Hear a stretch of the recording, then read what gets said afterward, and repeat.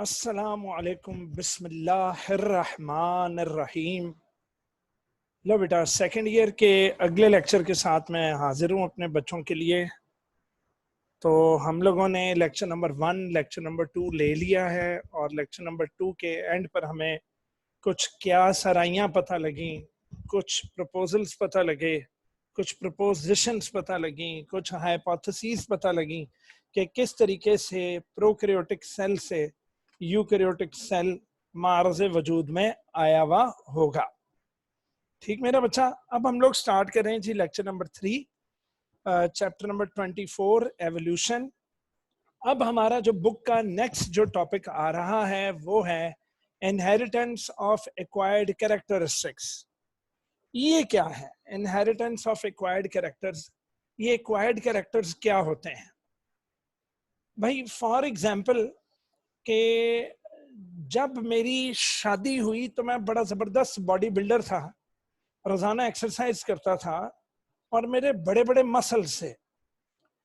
تو کیا ہوا کہ شادی کے 1 سال بعد جب میرے گھر میرا بڑا بیٹا پیدا ہونے والا تھا تو میں یہی سوچتا تھا کہ جو زور مجھ میں ہے، جو مسلز کا سائز میرے اندر ہے، اور جو ایکسرسائز کر کے جو میں نے میس گین کیا ہوا ہے یا جو میں نے مسلز بنائے ہوئے ہیں، یہ جو میں نے کریکٹرز ایکوائر کیے ہوئے ہیں، یہ میرے کریکٹرز میری اولاد میں بھی جائیں گے۔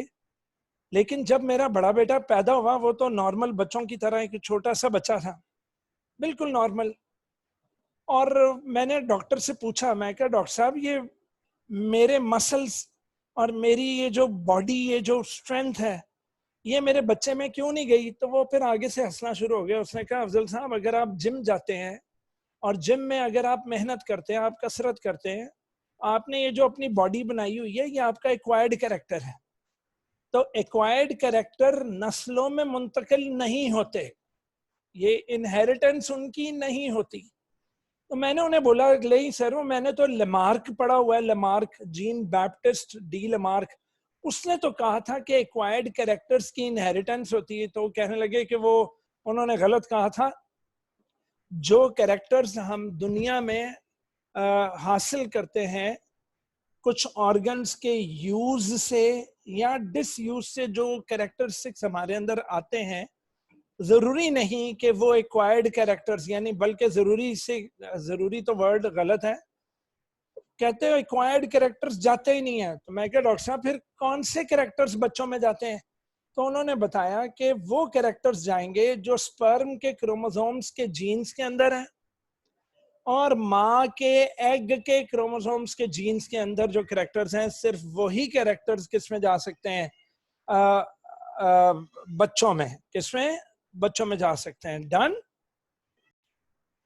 تو پتہ لگا کہ ایکوائرڈ کریکٹرز جو ہیں وہ بچوں میں منتقل نہیں ہوتے، وہ بچوں میں منتقل نہیں ہوتے۔ تو جناب اب آپ کو تھوڑا بہت تو اندازہ ہو گیا ہوگا کہ انہیریٹنس آف ایکوائرڈ کریکٹرز میں ہم کیا پڑھنے لگے۔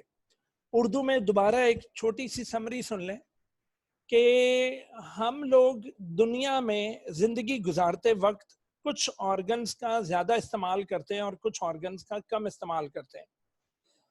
لیمار کے مطابق جن آرگنز کا ہم زیادہ استعمال کرتے ہیں وہ زیادہ تندرست اور توانا ہو جاتے ہیں، وہ اسٹرینتھنڈ ہو جاتے ہیں، اور جن آرگنز کا ہم کم استعمال کرتے ہیں وہ آرگنز کمزور پڑنا شروع ہو جاتے ہیں۔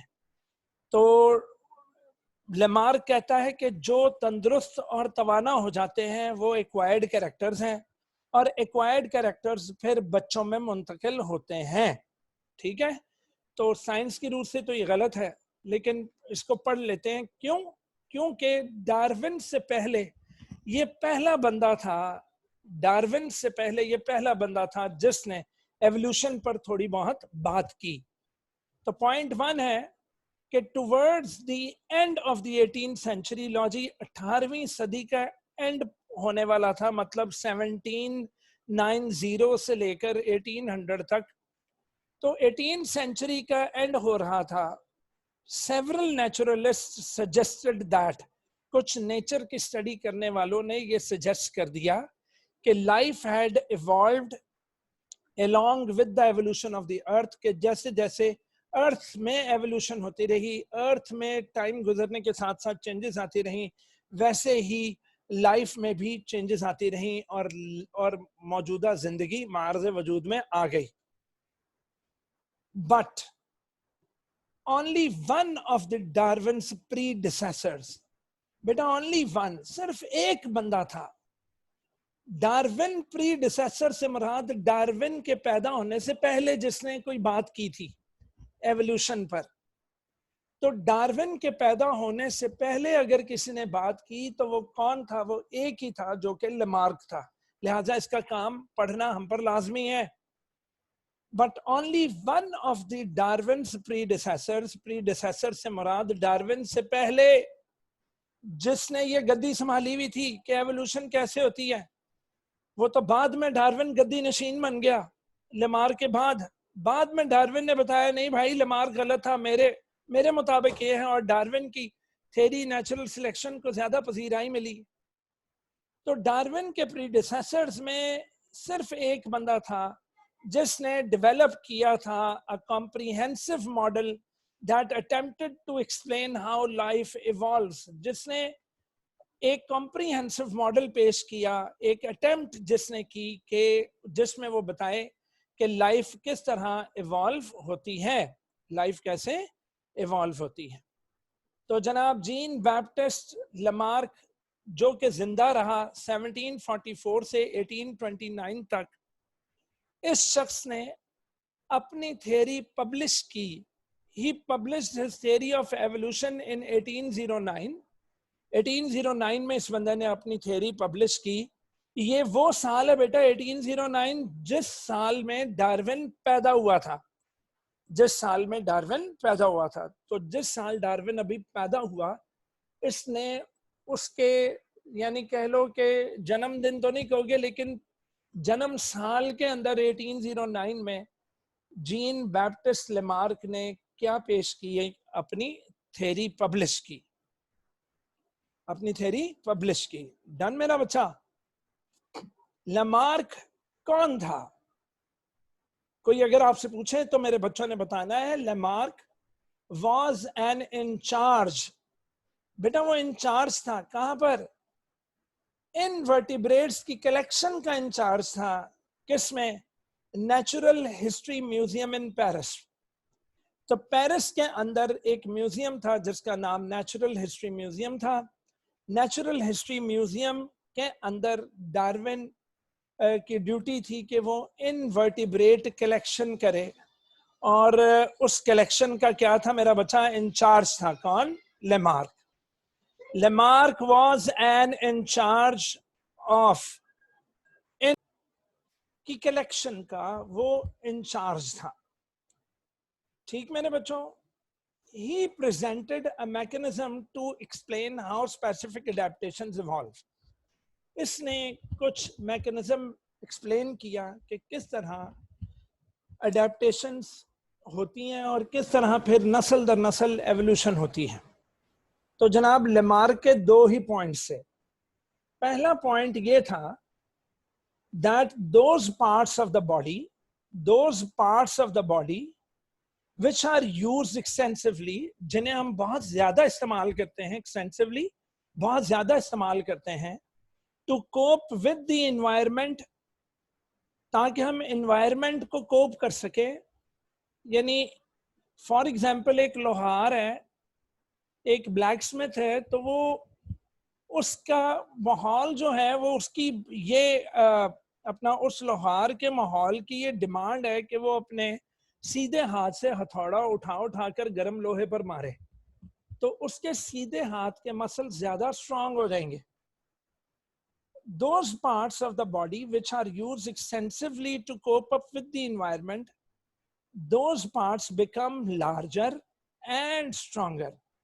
وہ parts larger اور stronger ہو جاتے ہیں, جبکہ those parts that are not used, وہ parts جنہیں ہم کم استعمال کرتے ہیں یا استعمال ہی نہیں کرتے, وہ ڈیٹیریوریٹ مطلب ڈی جنریٹ ہو جاتے ہیں, وہ کمزور پڑ جاتے ہیں, سائز میں چھوٹے ہو جاتے ہیں, وہ چیز کمزور پڑ جاتی ہے, ڈیٹیریوریٹ. تو یہ تھا اس کا پہلا پوائنٹ کیا تھا؟ پہلا پوائنٹ کہ those parts of the body which are use extensively, بہت زیادہ جنہیں استعمال کرتے ہیں، those parts becomes larger and stronger, جبکہ وہ والے پارٹس جنہیں ہم کم استعمال کرتے ہیں they which are not used they deteriorate. They what? Deteriorate. اب اس نے بیٹا کچھ ایگزامپلس ہیں.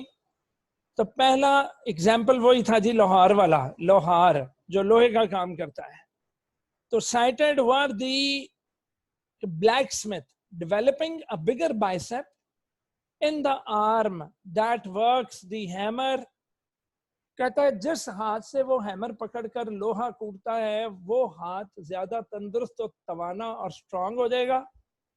اینڈ دوسری اس نے یہ ایگزامپل دی کہ جراف، پرانے زمانے میں جراف کی گردن چھوٹی تھی تو گھاس کھاتا تھا، تو جب گھاس پر قحط پڑ گیا تو جراف نے اسٹریچ کرنا شروع کر دیا اپنا نیک، اور اس نے جب اسٹریچنگ کی تو اس کے نیک میں اضافہ ہوا، اس کا نیک جناب 1-2 فٹ لمبا ہو گیا ٹو نیو لینس in pursue of the leaves to eat. جب وہ لیوز کھانے کی کوشش میں لگا رہتا اور اپنی گردن کو اسٹریچ کرتا رہتا تو اس کی گردن کی لمبائی میں اضافہ ہوا. اس کی گردن کی لمبائی میں کیا ہوا بیٹا؟ اضافہ. اب پتر سیکنڈ پوائنٹ اس کا یہ تھا کہ یہ جو کریکٹرز ایکوائر ہوئے ہیں due to the extensive use and not use. اچھا ناٹ یوز کو بولیں گے ڈس یوز. بچے مس یوز لکھ دیتے ہیں بیٹا پیپر میں، تو وہ مس یوز کا مطلب ہوتا ہے غلط استعمال. اس نے کہا ہے یا تو بہت زیادہ استعمال کر رہے ہیں یا استعمال ہی نہیں کر رہے. بچے پیپر میں لکھ دیتے ہیں کہ جن کو ہم استعمال کرتے ہیں، بہت زیادہ ایکسٹینسولی یوز کرتے ہیں، وہ تندرست و توانا ہو جاتے ہیں، اور جن کا ہم غلط استعمال کرتے ہیں تو باڈی پارٹ کا غلط استعمال نہیں ہو رہا، وہ ڈس یوز ہو رہا ہے کہ باڈی پارٹ استعمال میں ہی نہیں لایا گیا. تو کیا ہوگا؟ وہ کہتا ہے کہ اب یہ جو کریکٹر ہے جنہیں ایکوائرڈ کریکٹرسٹکس کہہ رہا ہے، وہ کہتا ہے سیکنڈ پوائنٹ میں کہتا ہے کہ اب ان ایکوائرڈ کریکٹرسٹکس کی انہیریٹنس ہوگی. So in this concept of heredity, the modifications of the organism acquires. Organism جو اپنی modification، جو adaptation acquire کرتا ہے during its lifetime، اپنی زندگی کے دوران جو اس کی باڈی میں جو چینجز آتی ہیں، these can be passed along to its offspring.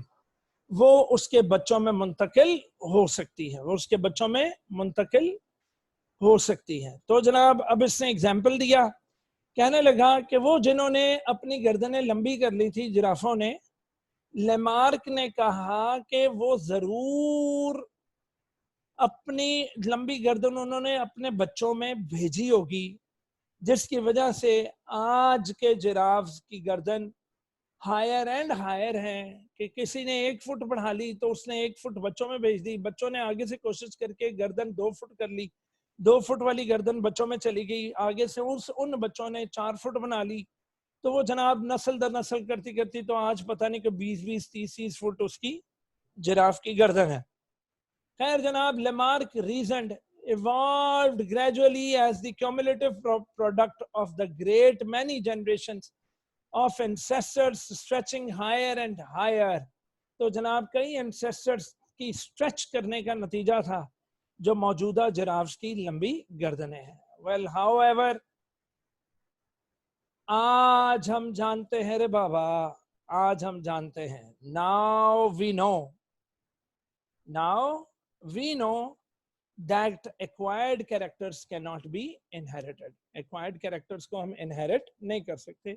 اسی طرح پچھلے سال ایک میرے دوست کا فون آیا، اس بیچارے کی ایکسیڈنٹ کے دوران بازو کٹ گیا تھا، تو وہ مجھے کہتا ہے کہ افضل بھائی میرا بازو کٹ گیا تھا پچھلے سال، تو اب میری شادی ہے، تو کیا میرے گھر سارے بازو کٹے بچے پیدا ہوں گے؟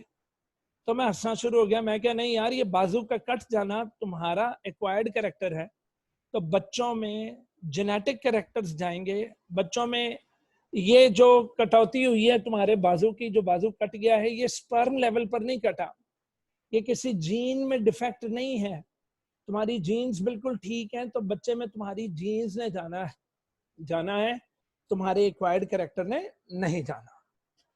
لو جناب ماشاءاللہ جنم سال والے دن جب لیمارک صاحب نے ایوولوشن پر کام کر لیا، پھر چارلز ڈارون پھر بڑے ہونے شروع ہوئے، تو چارلز ڈارون بھی ماشاءاللہ کیا بنے، ایک نیچرلسٹ بنے. تو آئیے چارلز ڈارون کی کہانی سناتے ہیں آپ کو. Charles Darwin was born in Shrewsbury. تو بیٹا شروبری ایک علاقہ ہے in western England. Western England میں بھائی جان پیدا ہوئے ان 1809. 1809 میں جب لیمارک نے اپنا کام پبلش کیا تھا. یاد رکھنا یہ آپ کو ایم سی کیوز آئیں گے، ٹھیک ہے، کہ 1809 میں اس نے پبلش کیا تھا، لیمارک نے اپنے پیپرز پبلش کیے تھے لیمارکزم کے نام سے. ہی جوائنڈ چارلز ڈارون، بھائی صاحب بڑے ہوئے تو انہوں نے ایک ایکسپیڈیشن جوائن کیا. ایکسپیڈیشن سے مراد بیٹا سمندر میں جہاز میں گھومنا تھا، ایکسپلور کرنا تھا انہوں نے ورلڈ کو. تو جناب ایک ایکسپیڈیشن جوائن کیا ایک بڑے بحری جہاز میں. اس جہاز کا نام تھا بیگل. اس بڑے شپ کا نام بیگل تھا. اور وہ ساؤتھ امریکن کوسٹ لائن سے ہوتے ہوئے، نہیں سوری، وہ یورپ سے چلنا تھا اور ساؤتھ امریکن کوسٹ لائن جانا تھا. یورپ سے چلنا تھا، ساؤتھ امریکن کوسٹ لائن کی جانب اس شپ نے جانا تھا. چلو جی دوبارہ ڈارون صاحب نے کیا جوائن کیا، ایکسپیڈیشن جوائن کیا. شپ کا نام Beagle, H M S Beagle, his majesty's ship. یہ ٹائٹینک کی طرح کا شپ تھا، ساؤتھ امریکن کوسٹ لائن جا رہا تھا. راستے میں بھائی صاحب نے کیا کیا کہ ہی آبزروڈ، انہوں نے آبزرویشنز بنائی اور انہوں نے بیٹا شپ کی بیسمنٹ میں کلیکشن کی تھاؤزنڈز آف اسپیسیمنز کی. اپنے پورے ایکسپیڈیشن میں تھاؤزنڈز آف اسپیسیمنز انہوں نے کلیکشن کی، اور وہ اسپیسیمنز ڈفرینٹ ڈائیورس فونا اور فلورا پر مشتمل تھے. فونا پتر مقامی جانور اور فلورا مقامی پلانٹس. کہاں کے؟ ساؤتھ امریکہ کے. تو ساؤتھ امریکہ پہنچ کر جناب انہوں نے ڈائیورس فونا اور فلورا قید کیے، پکڑے، اور شپ کی بیسمنٹ میں انہیں رکھتے گئے. توجہ ہے بیٹا. ہی نوٹس دیٹ، اب پتر انہوں نے کچھ چیزیں نوٹس کی جن آبزرویشنز کی بنیاد پر انہوں نے اپنی ڈارونز تھیوری آف نیچرل سلیکشن بنائی. غور سے سنیے بیٹا، یہ ایک سٹوری ہے. He noticed that the fauna یعنی کہ جانور and flora یعنی کہ پودے of the different regions of the continent، پورے ساؤتھ امریکہ کے ڈفرنٹ ریجنز کے، پورے کانٹیننٹ کے ڈفرنٹ ریجنز کے فلورا اور فونا آپس میں ڈفرنٹ ہیں. had a definite South American stamp، اور کہہ رہا تھا کہ وہ پودے، وہ جانور میں نے دیکھے جن پر لگ رہا تھا کہ ان پر ٹھپا لگا ہوا ہے ساؤتھ امریکہ کا، کہ یہ جانور اور پودے ان پر ساؤتھ امریکہ کا ٹھپا لگا ہوا. پتا نا پی کے فلم میں وہ عامر خان نے کہا تھا کہ بتاؤ یہ مسلمان ہے، ہندو ہے، یہ کرسچن ہے، یہ کون ہے؟ وہ کہتا ہے وہ تو حلیے سے دکھ رہا ہے. کہتا ہے وہ تو ٹھیک ہے، کوئی ٹھپا دکھاؤ جس پر اللہ نے کوئی ٹھپا لگا کر بھیجا ہو کہ اس کا یہ مذہب ہے. تو وہ جناب وہ کہنے لگا کہ ریجنز میں لگتا ہے کہ واقعی ٹھپے لگے ہوتے ہیں.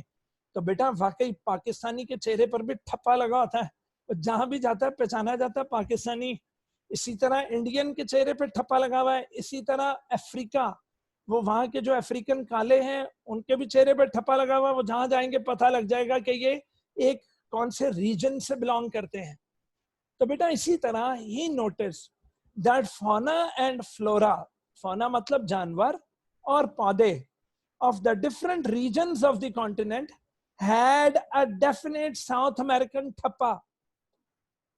That is یعنی کہ اس کے جانور اور پودے they were very distinct from the life forms of Europe. South American coastline کے، ساؤتھ امریکن ریجنز کے جو جانور اور پودے تھے وہ بالکل یورپ کے جانوروں اور پودوں سے ڈفرنٹ تھے. بالکل کیا تھے؟ ڈفرنٹ تھے. سو فردر مور اس نے یہ بھی نوٹ کیا دی ساؤتھ امریکن فاسلز. اللہ اکبر. اس بندے کا آپ پیشن چیک کریں کہ ساؤتھ امریکہ میں نہ صرف اس نے زمین کے اوپر اڑنے والے پرندے یا پانیوں میں موجود آرگینزمز کی اسٹڈی کی, اس نے کھدائیاں کر کے وہاں کے فاسلز کی بھی اسٹڈی کی, اور کہنے لگا کہ میں حیران ہوں کہ جو ساؤتھ امریکہ کے جو فاسلز ہیں وہ ساؤتھ امریکہ کے فلورا اور فونا, یعنی فاسلز جو کہ پرانے وقتوں کے آرگینزمز ہیں, وہ ساؤتھ امریکہ کے موجودہ آرگینزم سے ڈیفرنٹ ہے.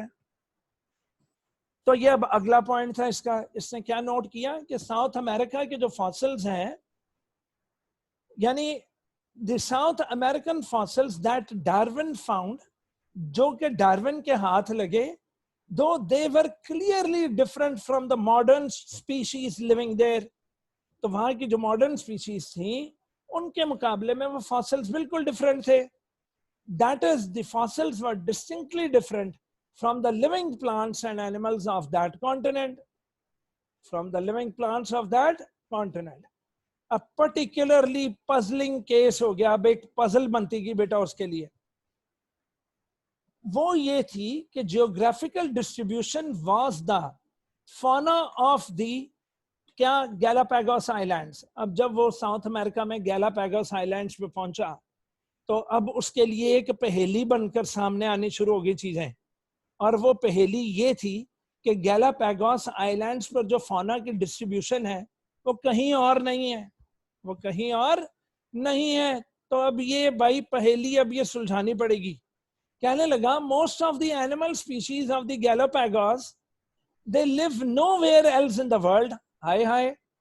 اب اس کو یہ لگا کہ جو گیلاپاگوس آئیلینڈز پر جو آرگینزمز رہتے ہیں وہ پوری دنیا میں اس نے کہیں اور نہیں دیکھے, پوری دنیا میں اس نے کہیں اور نہیں دیکھے. کہنے لگا بھائی پیکولر ڈسٹریبیوشن ہے, پیکولر ڈسٹریبیوشن ہے.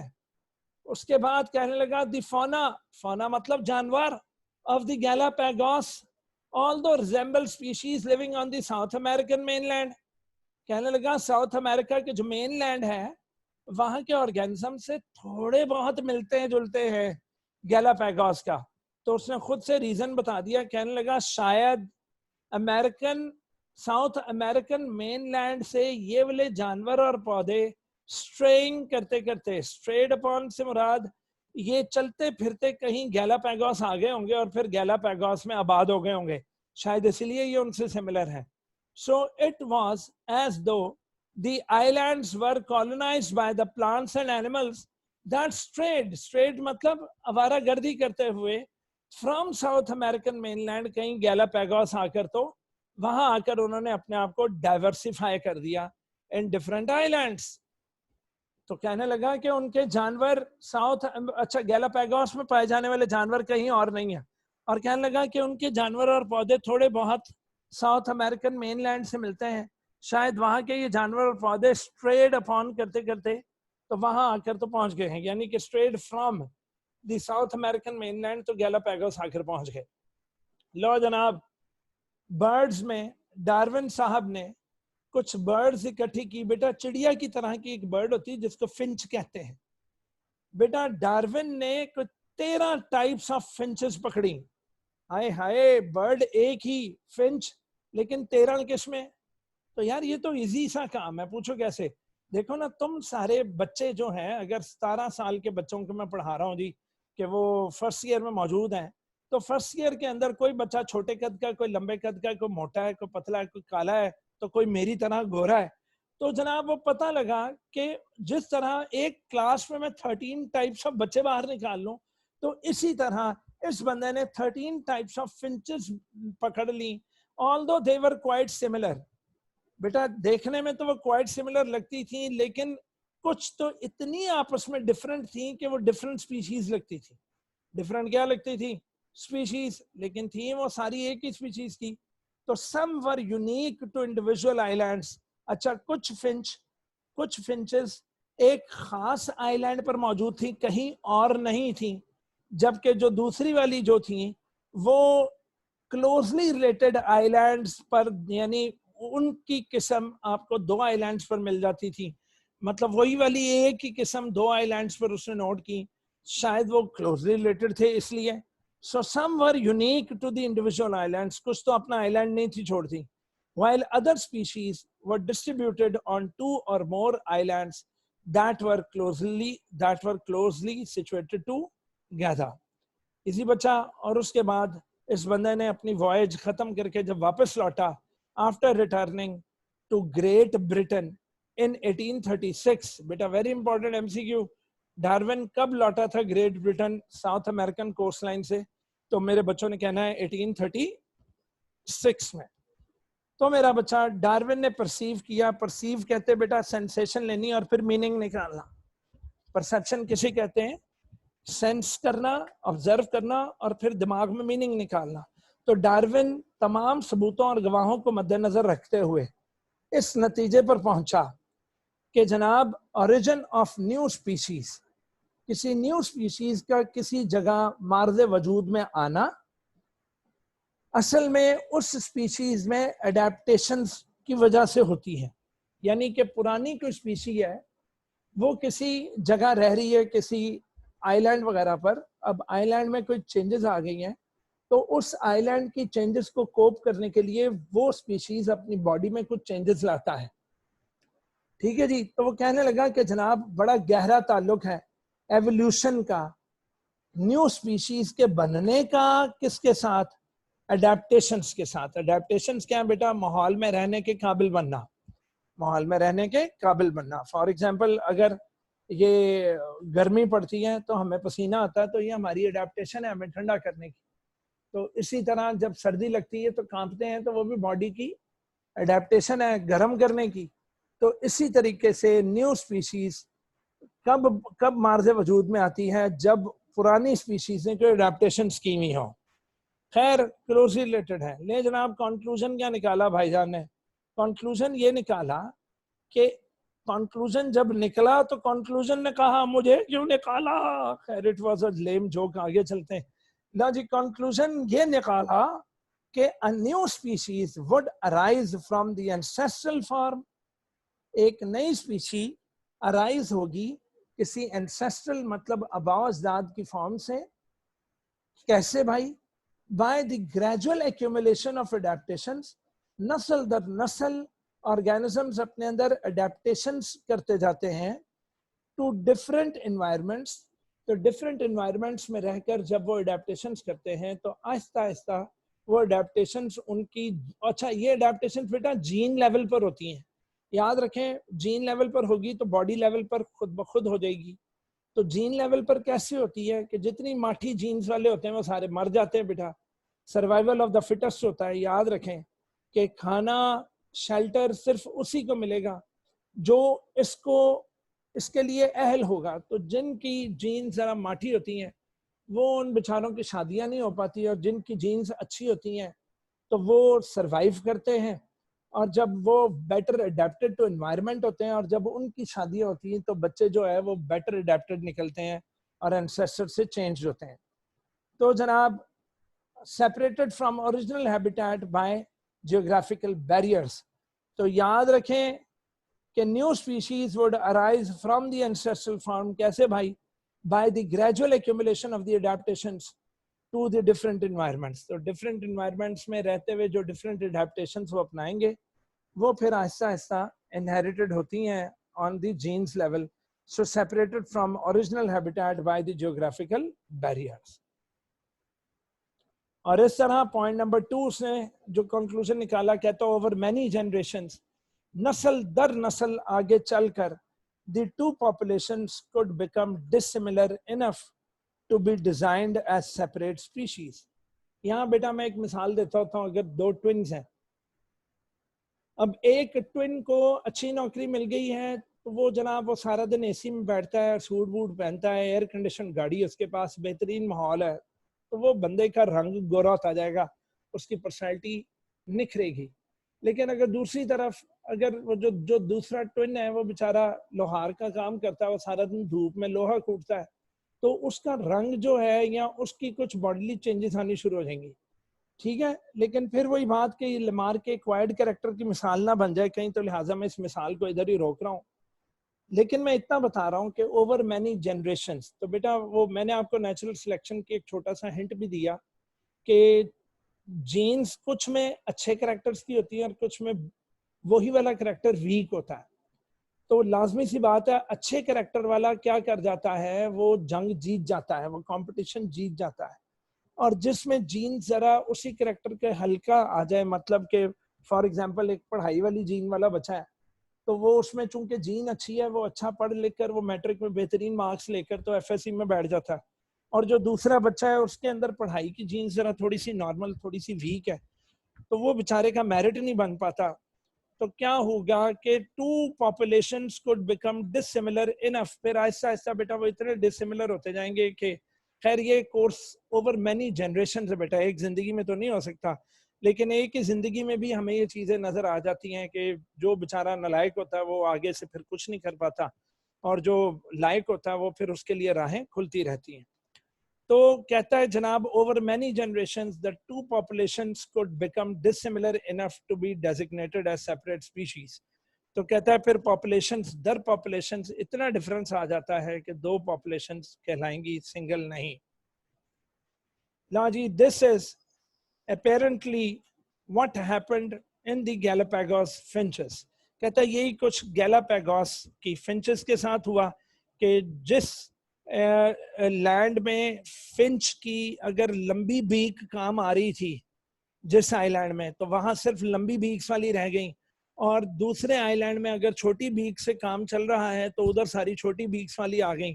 اور اس طریقے سے ایک آئی لینڈ سے دوسرے آئی لینڈ کی فنچز ڈفرنٹ ہو گئیں، کیونکہ انہوں نے اپنے اپنے آئی لینڈز مل لیے جہاں جہاں وہ ان کو آسانی تھی اپنی باڈی کو لے کے.